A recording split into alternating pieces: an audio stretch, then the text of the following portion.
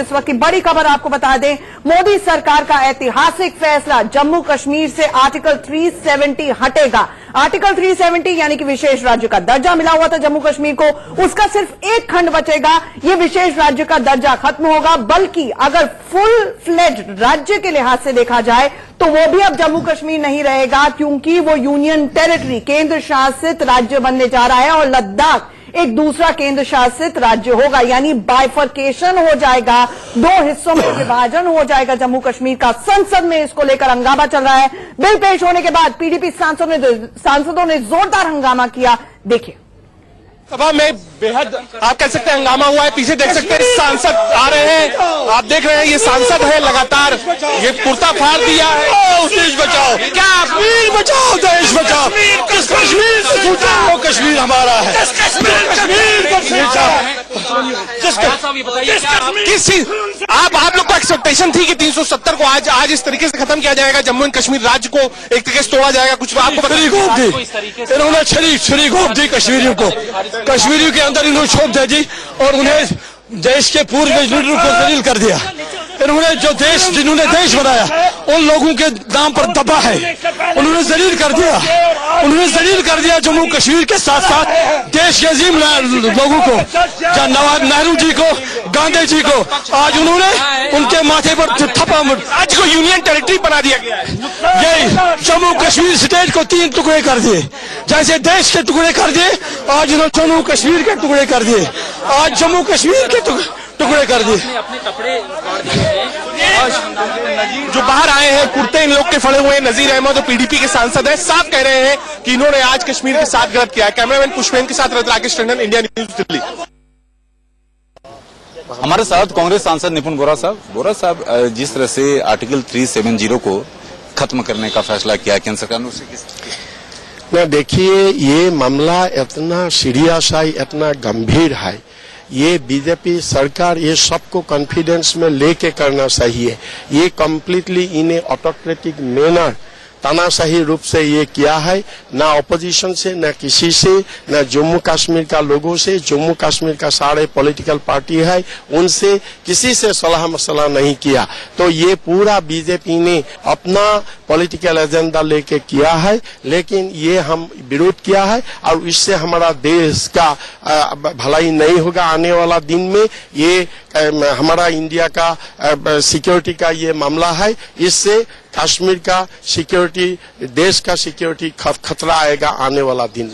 Bifurcation भी किया गया है, अब लद्दाख जो है यूटी होगा। ये भी ठीक नहीं होगा, क्योंकि ऐसे जम्मू कश्मीर, खास करके कश्मीर का लोगों का, उसमें तो पाक ऑक्युपाइड कश्मीर है ही है। आज इतना दिन अलगावादी सोवरेन कश्मीर के लिए ये चल रहा है, और अभी लद्दाख को अगर यूनियन टेरिटरी कर देगा, उसको ऐसे लगेगा इंडिया से उनको ये एलियनेटेड फीलिंग और ज्यादा होगा लद्दाख का लोगों को। हम लोग ऐसा महसूस नहीं होना चाहिए। हम लोग आप क्या सोच रहे हैं, ये सही नहीं, ये ठीक नहीं हुआ। लद्दाख को पूरा हम लोग देश का साथ रखना चाहिए, पूरा मेन स्ट्रीम का साथ रखना चाहिए। यूनियन टेरिटरी बना के उसको ऐसा मैसेज दिया है जो उसमें थोड़ा उन लोग को एलियनेशन फील ज्यादा होगा। पंकज के साथ राकेश कुमार सिंह, इंडिया न्यूज, दिल्ली। आजादी के बाद का सबसे बड़ा फैसला, लेकिन यह फैसला बहुत सारे लोगों के गले नहीं उतर रहा है, जिनमें से गुलाम नबी आजाद भी हैं। सुनिए उन्होंने क्या कहा। Some parts of the Jammu Kashmir वो भी कर्फ्यू के अंदर हैं, कश्मीर कर्फ्यू के अंदर हैं। 3 चीफ मिनिस्टर्स और दूसरी पार्टियों के लीडर्स सभी हाउस अरेस्ट थे, और पूरे स्टेट में एक ऐसा वातावरण जैसे वार सिचुएशन है, उसको सबसे पहले उस पर चर्चा करनी चाहिए। ये बिल के साथ पास करेंगे, 3 बिल सारे, बिल को हम पास करेंगे, 3 बिल सारे चर्चा करेंगे। एक रेजोल्यूशन में आ रहे हैं, ये सभी विषय जो सभी। हमारे साथ लगातार यहां मेहमान बने हुए हैं। हम समझने की कोशिश ये कर रहे हैं कि जो समझ में फिलहाल आ रहा है वो तो यही है कि आजादी के समय का, उस समय का एक रुका हुआ फैसला था और आज वो फैसला अपने अंजाम तक पहुंचा है, और ये आजादी के बाद अभी तक के इतिहास का सबसे बड़ा फैसला माना जाना चाहिए। क्या हमारे साथ मौजूद यहां जो पैनलिस्ट हैं वो भी इससे मुत्तफिक हैं? और क्या वो ये समझते हैं, क्योंकि कुछ लोगों की तरफ से यह भी कहा गया कि ये एडवेंचरिज्म हो सकता है और इसके दूरगामी परिणाम होंगे। क्या पैनल में कोई इस पर सहमति रखता है, और अगर वो जिन नताइज की बात कर रहे हैं वो किस तरह के नतीजे होंगे, उस पर भी हम चर्चा करेंगे। सुशील वकील साहब हमारे साथ मौजूद हैं, जम्मू और कश्मीर मामलों से वरिष्ठ पत्रकार हैं वो। के सिन्हा साहब डिफेंस एक्सपर्ट हमारे साथ जुड़े हुए हैं। विजय रैना साहब हमारे साथ जुड़े हुए इस चर्चा में, कश्मीरी समिति दिल्ली के वो पदाधिकारी हैं। और इसके अलावा विनय सिंह साहब भारतीय जनता पार्टी की तरफ से पक्ष रख रहे हैं, और डॉक्टर सर्वकमल दत्ता आप किसी परिचय के मोहताज नहीं रह गए हैं, उनको लगातार आप मुखर देखते हैं भारतीय जनता पार्टी से जुड़े हुए मुद्दों के संदर्भ में, देश से जुड़े हुए मुद्दों के संदर्भ में, जिसमें वो भारतीय जनता पार्टी की तरफ का ही नजरिया रखते हुए आपको नजर आते हैं। आइए समझें। सबसे पहले रैना साहब, हम आपसे ये समझना चाहते हैं कि क्या इसको जम्मू कश्मीर भी एक सुखद फैसले के तौर पर देख रहा होगा, और हम आपसे ये समझना चाहते हैं कि क्या इसको जम्मू कश्मीर भी एक सुखद फैसले के तौर पर देख रहा होगा, और जम्मू कश्मीर की जब मैं बात कर रहा हूं तो क्या वहां का अधिसंख्य वर्ग इसको उसी तरीके से देख रहा होगा? देखिए, ऐसा है कि सबसे पहले मैं अपनी संस्था की तरफ से मोदी जी को और अमित शाह जी को बधाई देना चाहता हूं कि क्योंकि उन्होंने आज पार्लियामेंट में 56 इंची का सीना दिखाया और ऐतिहासिक और निर्णय ले लिया। जो 70 साल का जो कांग्रेस वालों ने जो हिंदुस्तान का बेड़ा गर्क कर रखा था कि देश में आर्टिकल 370 कश्मीर के लिए रखा था, वो आज उन्होंने पार्लियामेंट में पेश किया, वो बिल पेश की। मैं उसको बधाई देना चाहता हूं और बधाई के पात्र है। दूसरी बात, नंबर 1। नंबर 2, कश्मीरी पंडित की तरफ से मैं रिप्रेजेंट कर रहा हूं, मैं कश्मीरी पंडितों की तरफ से बात बताऊंगा। वहां के लोगों की राय अलग हो सकती है, कुछ चंद मुट्ठी भर लोगों की, जैसे उमर अब्दुल्ला जैसे, महबूबा मुफ्ती जैसे लोग, या अलगाववादी पार्टियों की तरफ से जो जितने भी रिप्रेजेंटेटिव है उनकी राय डिफरेंट होगी इसके ऊपर, क्योंकि उनकी दुकान पार्लियामेंट में जो अभी तक हुआ है उसको समराइज कर लेते हैं एक बार, उसको संक्षेप में अपने संवाददाता के जरिए ब्यौरा ले लेते हैं, उसके बाद इस चर्चा को आगे बढ़ाएंगे। आशीष सिंह हमारे संवाददाता जुड़े हुए हैं हमारे साथ। आशीष, अभी तक जो घटनाएं हुई, निश्चित रूप से सबसे बड़ा फैसला आजादी के बाद का, आप संसद में हुई घटनाओं को, वहां के घटनाक्रम को, वहां दिए गए भाषणों को, उसमें भाषणों में कही हुई अंडरलाइन करने लायक बातों को जरा एक बार दोहरा दीजिए। आशीष, आप हमारे साथ हैं क्या? बिल्कुल जी। देखिए, अब तक जो सरकार जो अब तक सरकार ने किया वो उनके बस में था और वो इजी था पॉलिटिकली, लेकिन जो असली टास्क है वो अब शुरू हो रहा है। लेकिन इसके साथ ही दर्शकों को ये भी बता दें कि इस टास्क की पूरी तैयारी कर ली गई है। ये टास्क मोटे मोटे तौर पर 2 से 3 अलग अलग विभागों में बांटा गया है और उनकी रिस्पॉन्सिबिलिटी भी अलग अलग लोगों को दी गई है। सबसे पहली रिस्पॉन्सिबिलिटी, बड़ा टास्क, मेजर चैलेंज होगा, वो होगा लॉ एंड ऑर्डर सिचुएशन, न केवल जम्मू एंड कश्मीर में बल्कि देश के उन सभी राज्यों और यूनियन टेरिटरीज में भी जहां पर माइनॉरिटीज की पॉपुलेशन ज्यादा है। और ये केवल डिस्कशन का हिस्सा नहीं है, ऑन रिकॉर्ड गवर्नमेंट ने, होम मिनिस्ट्री ने ऐसे लगभग 12 से 13 राज्यों को एडवाइजरी इशू की है कि धारा 370 हटाने के बाद में बहुत सारे राज्य में जहां पर माइनॉरिटीज की पॉपुलेशन ज्यादा है, वहां पर कुछ anti national elements rights create कर सकते हैं। इसके तहत होम मिनिस्ट्री ने एडवाइजरी इशू कर दी है। इसके अलावा अगर आप डिप्लोमेटिक तौर पर देखें तो external affairs minister doctor Jaishankar, उन्होंने भी सारे एम्बेसडर्स और हाई कमिश्नर्स को ब्रीफ करना, सरकार के इस डिसीजन के बारे में ब्रीफ करना शुरू कर दिया है। इसके अलावा जम्मू कश्मीर में लॉ एंड ऑर्डर सिचुएशन एक बहुत बड़ा चैलेंज और टास्क है, और हमारे सूत्रों से यह भी पता चला है रक्षा मंत्रालय और गृह मंत्रालय के कि और भी बड़ी तादाद में सीएपीएफ, पैरामिलिट्री फोर्सेस को स्टैंड बाय पे कर दिया गया है। ये एक्सपेक्ट किया जा रहा है कि कुछ रिएक्शन हो सकता है जम्मू एंड कश्मीर में, वो टेम्पररी जरूर होगा, केवल कुछ समय के लिए होगा, लेकिन उसे काबू में करना बहुत जरूरी है। तो अब तक जो राजनीतिक डोमेन में हुआ वो सरकार के लिए इजी था क्योंकि बहुमत बहुत ज्यादा था इस सरकार के पास में, लेकिन असली टास्क अब शुरू हो रहा है। जो डिसीजन लेने के बाद में रेपरकशंस होंगे, जो रिएक्शंस आएंगे politically on ground Jammu and Kashmir, और जो चुनौती अब यहां से शुरू होती है। आशीष, आपका बहुत शुक्रिया। और आपने जैसा हमें बताया कि न सिर्फ एक्सटर्नल अफेयर्स मिनिस्टर इसमें अब पूरी सक्रियता से लगे हुए हैं, एम्बेसडर्स को, हाई कमीशंस को ये बताने में कि किस तरीके से ब्रीफ किया जाना चाहिए संबंधित देशों में, लॉ एंड ऑर्डर के संदर्भ में 12 से 13 राज्यों को जहां माइनॉरिटी की संख्या ज्यादा है वहां एडवाइजरी जारी की गई है। और अब दूसरा चैलेंज शुरू होता है संसद में बहुमत के साथ इसको आगे बढ़ाना। जाहिर है इसके लिए भी मादा चाहिए था, क्योंकि बहुत बार ये स्थितियां कही गई, सुनी गई, लेकिन ये कभी होगा ये लगता नहीं था।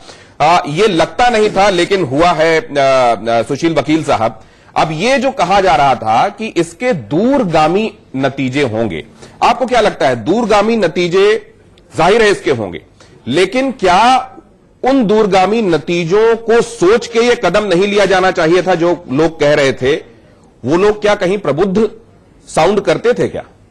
एक चीज, ऐसे एक्शनों में न लोगों को इसमें लिया जाता है कॉन्फ्रेंस, न पॉलिटिकल पार्टीज को न और किसी को, कि ऐसी एक्शन है अगर उनको पहले से पता चलता है, या महबूबा जी को, उमर फारूक वगैरह को, वो पहले ही लोगों को भड़का के। नहीं सर, मैं ये नहीं कह रहा हूं कि उन्हें बताया जाना चाहिए था, नहीं, मैं ये कह रहा हूं इन्होंने साथ नहीं लिया, किसी को भी बुलाने की इनका वो नहीं रही, जरूरत नहीं रही। कुछ किसी भी संगठन को, किसी भी दल को, या किसी भी, चाहे महबूबा मुफ्ती की बात हो, एक्शन ऐसी होती है। डॉक्टर दत्ता जी भलवन साहब देखिए वो अपनी बारी का इंतजार कर रहे हैं। सचिन भाई, आप बात तो पूरी सुनते, आप बात तो खत्म होने देते। जी सुशील वकील साहब, आप देख लीजिए कश्मीर में 2-4 दिन के लिए इसका परिणाम निकलेगा। लोग खुद नहीं भड़केंगे, लेकिन पॉलिटिकल पार्टीज को जो हेड्स है, मुफ्ती वगैरह, अब्जाज वगैरह, वो भड़काने की कोशिश करेंगे। लेकिन गवर्नमेंट ऑफ इंडिया ने पहली बार बड़ी सूझदारी के साथ कदम उठाए हैं। ऐसे कोई संभावना नहीं है, क्योंकि पहले क्या कश्मीर में होता था। सचिन का रूल करता हूं, डॉक्टर साहब के पास जाऊंगा, लेकिन सचिन मैं एक बात आपसे ये जानना चाहता हूं, बहुत सारे अहम मामलों में जहां पर अभी तक जो डिस्पेंसेशन था दिल्ली में रहा आया, वो ये समझता रहा कि इसको स्टेटस को ही बने रहने देना ठीक है। एक बार किसी एक मामले में नरसिम्हा राव साहब ने यह भी कहा था, not to take a decision is also a decision. लेकिन ये इंडिसीजन की स्थिति, ये जो सरकार खत्म कर रही है, इसके लिए आप इसको क्रेडिट नहीं देते? देखिए, सारे बात सुनिए सर, क्रेडिट, जो चीज का क्रेडिट होगा उसके लिए सारे दल भी तो राजी होने चाहिए, उनको बुलाना भी तो चाहिए, उनके साथ बैठ के उनसे विचार विमर्श भी तो करने चाहिए। आप रात को नोटबंदी की, इन्होंने रात को इन्होंने डिसीजन घर पे बैठ के लिया, सुबह जाके पूरे 12 वर्ष में लगा दिया। आज 370 को आपने रात को डिसीजन लिया और सुबह जाके सबको थोप दिया। आप 15 दिन से जो ये डर का माहौल इन्होंने पैदा कर रखा था, श्रीनगर नहीं पूरे इंडिया में इस चीज का डर का माहौल इन्होंने किया हो, ये इतनी सेना वहां जाने की क्या जरूरत थी जब आपने इसको सिस्टम। जब आप हिंदुस्तान में रहते हुए खुद को हिंदुस्तान से अलग मानेंगे तो आपके अंदर डर होगा। जब आप हिंदुस्तान में रहते हुए खुद को हिंदुस्तान से अलग मानेंगे तो उसमें डर होगा। डॉक्टर सर्वकमल दत्ता, अब एक सेकंड, आ रहे हैं डॉक्टर सर्वकमल दत्ता, आपके नजरिए से ये फैसला। दिनेश भाई, आपने बात रखने से पहले मेरा अनुरोध रहेगा, सचिन जी अब बीच में मत टोकिएगा, सुन लीजिए, उसके बाद टोकिए, कोई दिक्कत नहीं है। जहां बात आती है कि विपक्ष जो ये आरोप लगा रहे हैं कि सरकार ने किसी को कॉन्फिडेंस में नहीं लिया और बिना कॉन्फिडेंस में लिए हुए ऐसे ऐतिहासिक फैसला कर लिए। ऐतिहासिक तो है ये फैसला, क्योंकि आज का संसद का जो सदन है वो भारत के इतिहास में ऐतिहासिक सदन के हिसाब से देखा जाएगा। 70 साल से जो एक प्रावधान था जिसके चलते जम्मू कश्मीर का टोटल इंटीग्रेशन भारत के साथ कभी नहीं हुआ था, वो आज धूमिल हुआ है, वो आज ध्वस्त हुआ है। महत्वपूर्ण बात यहां पे यह आती है, विपक्ष जो लगातार आरोप लगा रही है कि हमें कॉन्फिडेंस में नहीं लिया गया। नेहरू जी की सरकार जब धारा 370 लागू किए थे, विपक्ष को कॉन्फिडेंस में लिए थे क्या? 35A 1954 में जब बैकडोर से मिडनाइट के रात के अंधेरे में 1:30 बजे एग्जीक्यूटिव ऑर्डर लागू कर दिए थे और उसको संसद में पेश ही नहीं किए थे, पारित ही नहीं किया था, तब संसद के ऑपोजिशन को कॉन्फिडेंस तो हर बार जरूरी नहीं होता और इसलिए मैंडेट के साथ सरकार बनती है। आ रहे हैं आपके पास के सिन्हा साहब, डॉक्टर दत्ता, के सिन्हा साहब के पास हम चलेंगे। सिन्हा साहब, कहा जा रहा है कि चैलेंज स्टार्ट्स नाउ, आपका नजरिया क्या है? जो चैलेंज था, जो एक स्टेलमेट था, वो खत्म हो गया, अब जो चैलेंजेस हैं वो उतने बड़े नहीं हैं, या वाकई अब चैलेंजेस शुरू होते हैं?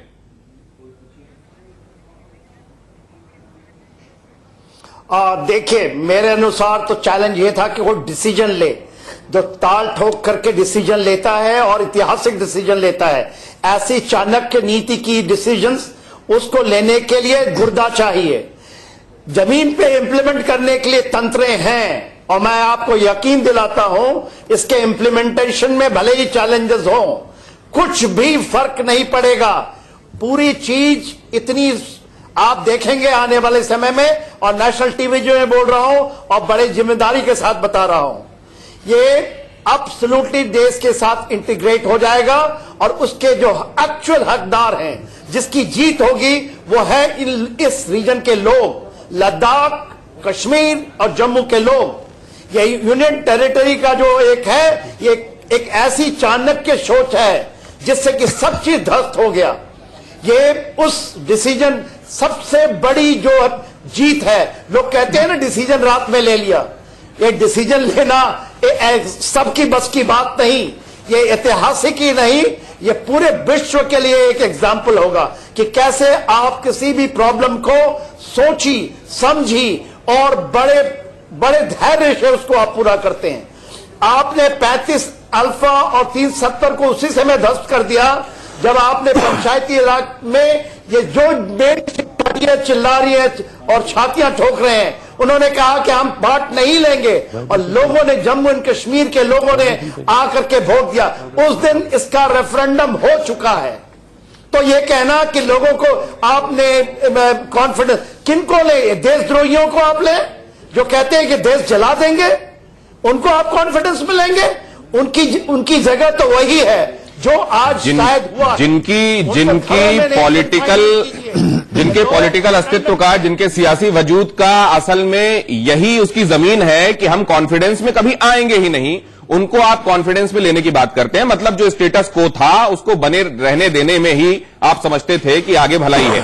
विनय साहब के पास हम चलेंगे। विनय सिंह साहब, कहा जा रहा है कि ये बहुत बड़ा मादा चाहिए था, बहुत बड़ा गुर्दा चाहिए था, कलेजा चाहिए था, ये करना जरूरी था, आगे तो जो है वो उतना बड़ा कोई चैलेंज नहीं है। और जाहिर है अगर इतना बड़ा कदम उठाया गया है तो क्या क्या हो सकता है, सबको स्टॉक में लिया गया होगा, और उसको कैसे, उसके लिए क्या किया जाना चाहिए, इसकी भी तैयारी होगी।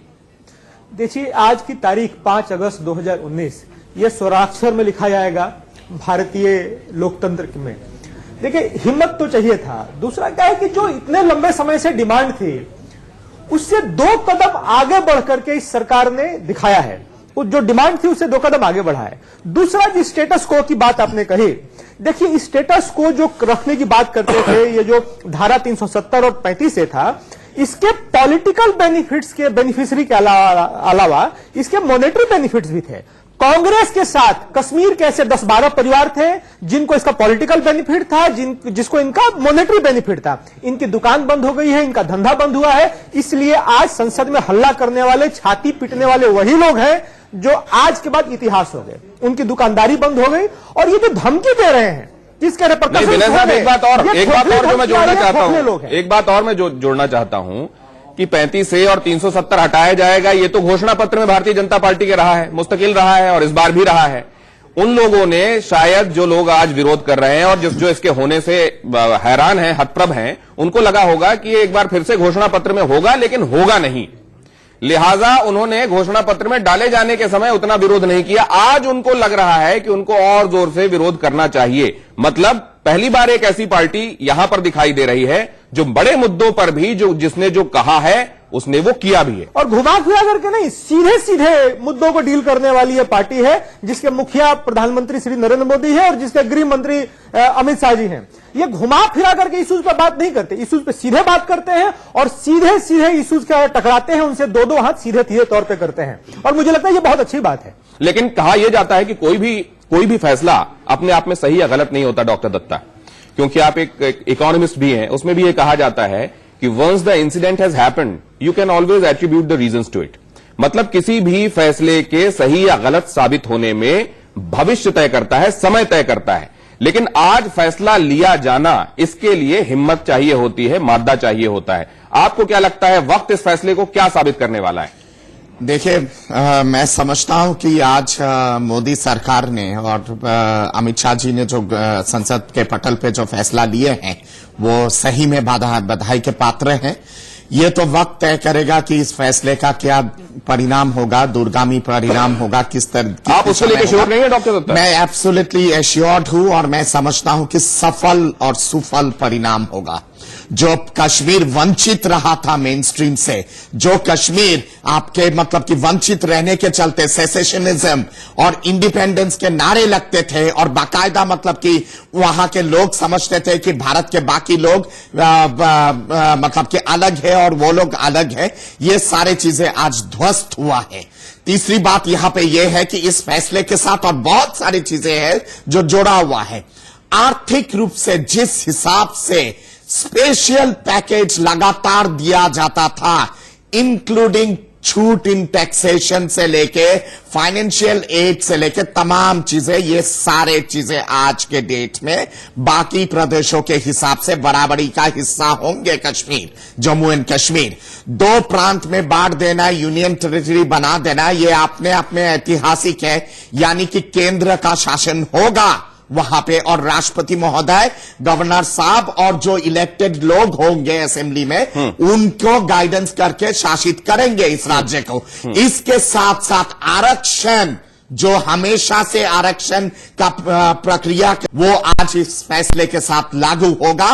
और चौथा चीज है 35A, जो एक नाजायज एक एक्सटेंशन काउंटर था आर्टिकल 370 का, वो भी ध्वस्त हुआ है। और इसके डॉक्टर साहब एक और मजेदार बात यह है कि अगर राम मंदिर घोषणा पत्र में है, अगर 370 35A घोषणा पत्र में है, तो वो लोग ये कहते रहे आप हमेशा घोषणा पत्र में डालते हैं, करते नहीं है। आप जो कहते हैं वो करते नहीं है। अब जो उन लोगों ने कर दिया है तो वही लोग जो ये कह रहे थे वो कह रहे हैं कर क्यों दिया हम। लेकिन सुशील वकील साहब आते हैं, अभी आप हैं चर्चा में, आपके पास आएंगे हम। सुशील वकील साहब, हम कश्मीर में रह चुके हैं, हमें कश्मीर की सारी साइकी पता है जी। कश्मीर में कुछ देर के लिए बेचैनी रहेगी, लेकिन कुछ समय के बाद कश्मीरी लोग भी रियलाइज करेंगे कि आर्टिकल 370 क्या हमारे लिए मुसीबत बन के बैठा था। आप देख लीजिए, पीस वापस आएगा, गवर्नमेंट ऑफ इंडिया का पैसा फ्लो करेगा, इंडस्ट्रियलिस्ट जाएंगे, बाकी जाएंगे, कश्मीर को उस वजह से फायदा। और दूसरा चीज यह है, जैसे दत्ता साहब ने कहा कि सब्सिडीज बंद हो जाएंगे, सब्सिडीज कश्मीर में मिलते रहेंगे क्योंकि कश्मीर एक हिली स्टेट और बैकवर्ड स्टेट है, जैसे नॉर्थ ईस्ट बाकी। और सर, इस वक्त ये अहम खबर है अपने दर्शकों के लिए, हम इसको बता भी दें। कांग्रेस और जेडीयू ने इस बिल का विरोध किया है, बीएसपी ने बिल पर सरकार का समर्थन किया है। बीएसपी ने जम्मू कश्मीर पुनर्गठन बिल का समर्थन किया है। एआईएडीएमके और बीजेडी ने भी बिल का समर्थन किया है। कांग्रेस और जेडीयू ने बिल का विरोध किया है। मतलब ये क्षेत्रीय क्षत्रप जो हैं वो कौन भारतीय जनता पार्टी के साथ खड़े हुए नजर आ रहे हैं, वो हम समझने की कोशिश कर रहे हैं। एआईएडीएमके ने, बीजेडी ने सपोर्ट किया है, बीएसपी ने सपोर्ट किया है, लेकिन जेडीयू ने और कांग्रेस ने विरोध किया। अपनी बात खत्म करें सुशील वकील साहब। तो इसलिए लगता है, लेकिन एक चीज इसमें रह गया कि जम्मू के लोग जो है ना, आज तक उनके साथ और लद्दाख के साथ तो हो ही रही जाती, जम्मू के लोगों के साथ हद से ज्यादा जाती हो रही थी आज तक। एरिया जम्मू का बड़ा है, कश्मीर का छोटा, लेकिन आज तक जम्मू को थोपे गए मुस्लिम रूलर्स।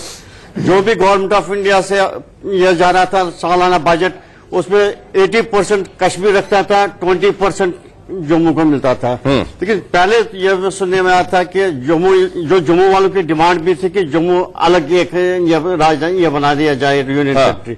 लेकिन चलिए अब देखते हैं कि जम्मू वालों के साथ अब इंसाफ होता है कि नहीं। हमारे साथ केके सिन्हा साहब जुड़े हुए हैं। केके सिन्हा साहब, बीइंग अ डिफेंस एक्सपर्ट, आपको क्या लगता है हमारी जो डिफेंस फोर्सेस हैं वो आज क्या महसूस कर रही होंगी?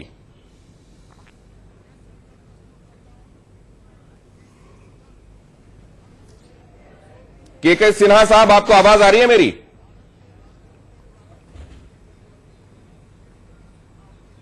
केके सिन्हा साहब के साथ हमारा फिलहाल संपर्क नहीं। विनय साहब, सवाल यह है, अगर आपको इस बारे में ब्रीफिंग भी हो और अगर आपको पता हो, क्योंकि कहा यह जाता है कि सरकार जो फैसले लेती है 3 या 4 या 5 बहुत अहम लोगों के अतिरिक्त उसके बारे में बहुत लोगों को पता नहीं होता, बस उतना पता होता है जितना कि आवश्यक होता है। आपको इस बारे में कितने इनपुट्स पहले से थे? आज आपको इस बारे में कितने इनपुट्स हैं? और क्या आपको लगता है कि आप सरकार की तरफ से एक प्रॉपर ब्रीफिंग के बाद चीजें कह रहे हैं, या आपको लगता है जो मोटी पार्टी लाइन है उस हिसाब से आप चीजें कह रहे हैं? मुंबई की तस्वीरें, खुशी मनाते लोग, वो हम दिखा रहे हैं, आप अपनी बात कहें विनय साहब। देखिए, सरकार ने ठीक वैसे ही काम किया है जैसे सरकार को करना चाहिए। दूसरा मैं एक बात बताता हूं, मुझे 2 मिनट समय। और ये शिवसेना भवन है, शिवसेना भवन की तस्वीरें आप ये देख रहे हैं, ये झंडा लहराता हुआ। और निश्चित रूप से अब हम सामना में नरेंद्र मोदी सरकार की तारीफें पढ़ेंगे सामना में। और शिवसेना ऐसा सहयोगी है जो भारतीय जनता पार्टी को मौका आने पे छोड़ता नहीं है सुनाने से। और वो शिवसेना, उसके दफ्तर में यहां आप देख रहे हैं शिवसेना का झंडा और तिरंगा साथ में लहरा रहा है। और निश्चित रूप से शिवसेना इस बारे में सामने आके तारीफ करेगी। और शिवसेना स्टाइल ऑफ पॉलिटिक्स इसको जाहिर है सपोर्ट भी करता है। बिना साहब बात पूरी कीजिए। देखिए, ये जो आज एबॉलिश किया गया है, ये जम्मू कश्मीर के नाम पे एक पूरी दुकान सजाई गई थी। उस दुकान के लिए एक नैरेटिव क्रिएट किया गया था। नैरेटिव क्या है बताता हूं आपको, और किस तरीके से फेक नैरेटिव था। जम्मू कश्मीर वाले इशू पे राइट टू सेल्फ डिटर्मिनेशन नाम का एक जुमला छोड़ा गया। अब साहब, राइट टू सेल्फ डिटर्मिनेशन को हिंदी में आत्मनिर्णय का अधिकार, उसको लेकर अमेरिका में आर्टिकल्स लिखे जा रहे हैं, यहां के सारे बुद्धिजीवी आर्टिकल लिख रहे हैं, पूरा लुटियन जोन उसके लॉबी कर रहा है। अब राइट टू सेल्फ डिटर्मिनेशन है क्या, मैं बता रहा हूं आपको। मान लीजिए कि अमेरिका की एक कंपनी है जो भारत में बिजनेस करती है, और भारत का जो कंट्री हेड है बोलता है कि साहब मैं भारत के बिजनेस को सेल आउट करना चाहता हूं। वो बेच सकता है क्या? नहीं बेच सकता, क्योंकि उसके स्टेक होल्डर्स भारत के बाहर भी हैं। उसी तरीके से जम्मू एंड कश्मीर पे जब आत्मनिर्णय के अधिकार की बात होती थी तो यह नैरेटिव इसलिए झूठा था क्योंकि मैं बिहारी आदमी हूं, मैं झारखंड के एक छोटे से जगह से आता हूं। हमारे जैसे लोगों का, उस छोटे से गांव से आए हुए लोगों का जम्मू कश्मीर में एक स्वतंत्र कल्चर आहे ते जतन करण्याच्या दृष्टीने काही निकाल आपण घेतले होते आणि साहजिकच त्याच्यामध्ये जसे दिवस जातील वर्ष जातील त्याचे दुरुस्त केला पाहिजेत अशा प्रकारची भावना देशात होती.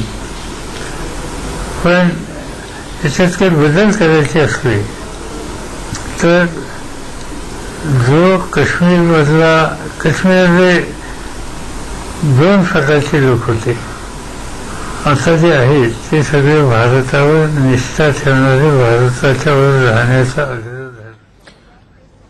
शरद पवार एनसीपी हालांकि बोला मराठी में जा रहा है, लेकिन शर्तिया ये कहा जा सकता है कि वो सरकार की प्रशंसा में तो कम से कम नहीं बोल रहे होंगे. जल्द ही हम उसकी तर्जुमानी हिंदी में आप तक पहुंचाएंगे. लेकिन जो बात चल रही थी कि ये फैसला लेने के लिए माद्दा, उसके लिए हिम्मत, जो कहा गया है वो करने के लिए कहा गया, घोषणा पत्रों में आया, लेकिन इसको करने के लिए जो ज़र्फ चाहिए, जो मेटल चाहिए, आखिरकार आज सरकार ने दिखाया वो उसके अंदर है. अब इसके बाद की आगे की राह, अमेरिका के संदर्भ में बात हो रही थी, राइट टू सेल्फ डिटर्मिनेशन के बारे में बात हो रही थी, वो बात पूरी कीजिए बिना साहब. मैं बोल रहा हूं, ये जो फेक नैरेटिव्स क्रिएट किए गए हैं और इस नैरेटिव के इर्द गिर्द दुकानें बुनी जाती हैं. और मैंने पहले भी कहा था कि इसके पॉलिटिकल बेनिफिट्स थे, इसके फाइनेंशियल बेनिफिट्स थे. ये जो लोग छाती पीट रहे हैं जम्मू कश्मीर में 377 एबॉलिशन को लेकर के, इनके पर्सनल लाइफ में आप झांक करके देखिए. ये अमीरात, सऊदी अरब के जो राजा हैं उनसे बड़ी और लाविश जिंदगी जी रहे हैं. ये जो सड़कों पर उतरने के लिए और हिंसा की बात कर रहे हैं, इनके बच्चे विदेशों में पढ़ रहे हैं. इनके जब घरों में झांक कर देखेंगे तो ये दुनिया के सबसे अच्छा जीवन जी रहे हैं, सबसे अच्छा भोजन कर रहे हैं, सबसे अच्छे कपड़े पहन रहे हैं और युवाओं को भड़का रहे हैं. और ये जो गीदड़ भभकी दे रहे हैं, कुछ नहीं होने वाला है. जो होना था आज संसद में हो गया. इसके बाद देश में शांति होने वाली है और फक्र से भारत का हर नागरिक हो, बंगाल का हो, बिहार का हो, अगर